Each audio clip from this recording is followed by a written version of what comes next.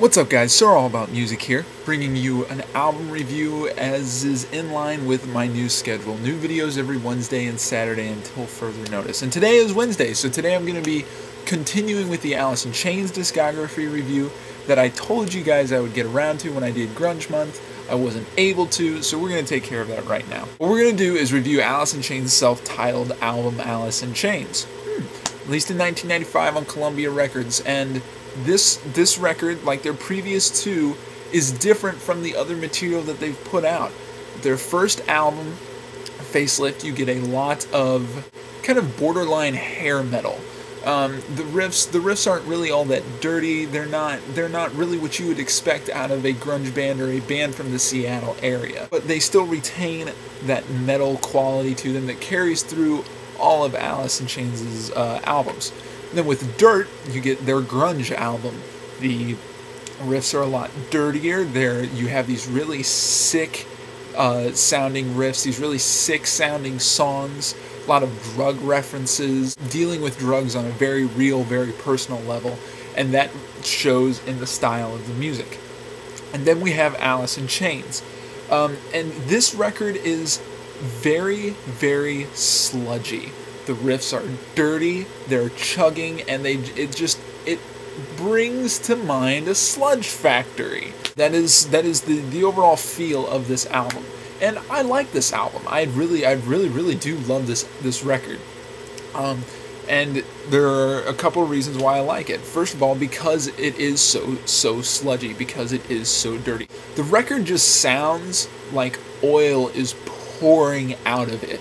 It just sounds disgustingly dirty. This isn't the kind of dirty where, oh, I got some mud on me or some dirt. This is like, oh my god, someone dumped oil on me. It is going to take forever to clean this off. And that's a really appealing part of this record. And to go kind of in hand with that are Jerry Cantrell's solo work on this record. And his solos, in my eyes, are kind of like David Gilmour's solo work.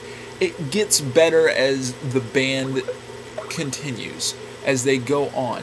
He gets more experience in what he expects out of solos and the kind of the solo work that he does, and he's able to build on prior experience and therefore can write better, way better solos. The solos here are complex, and I don't mean complex in that they're hard to play or there's a lot of notes or whatever your definition of musical complexity is.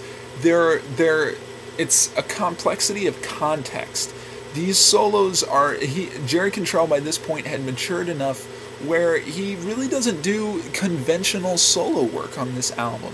He throws a lot of curveballs. He throws in a lot of notes that you're not expecting, stuff that you're really not expecting to hear a lot of the stuff, and it just makes it for a very exciting record. The third thing that I really like about this record is, of course, the vocal harmonies. Now, the vocal harmonies are something that appears in all the Alice in Chains records, obviously, but to me, they're a lot richer on this album. The vocal harmonies really start to complement the music incredibly well, and Alice in Chains doesn't so much fall back to, they bring in a couple of really happy sounding vocal harmonies in here, stuff that brightens up the sound a little, as opposed to their vocal harmonies on Dirt, which serve to further bring the mood of the music into this a darker place than it already is.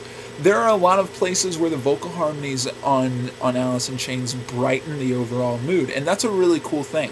And of course, they're incredibly well executed. So that all being said, I do really like this album, and it would probably be my favorite except for a couple of problems. And the number one problem that shows up on pretty much all of these songs is these songs have no drama to them. They're not impressive.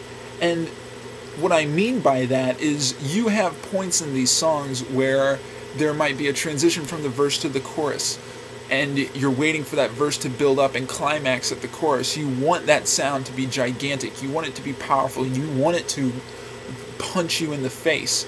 but what happens is emotively the song stays at the same level, and also volume-wise the song stays at the same level. There's no contrast in volume, there's no contrast in emotion on a lot of these songs. I choose to believe it's the production, and it's a case of bad production. The entire album all the way through, the volume just sounds flat, and the emotion gets across, but it doesn't vary. There's no contrast within the songs themselves. There's contrast throughout the album, but as far as the songs themselves go, there's little or no emotional contrast, and that ends up being very, very disappointing.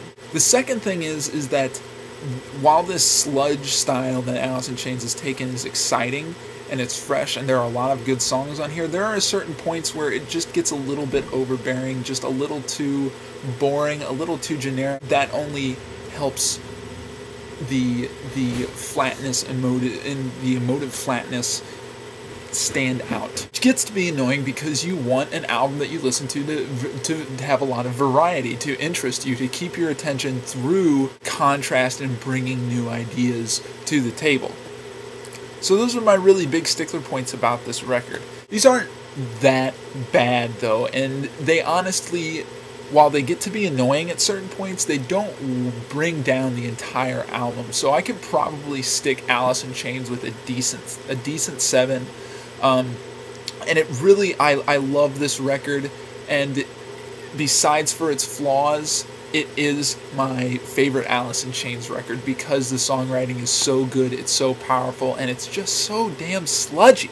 So that's what I think. I want to know what you guys think. And I also want to know what you guys think about the editing.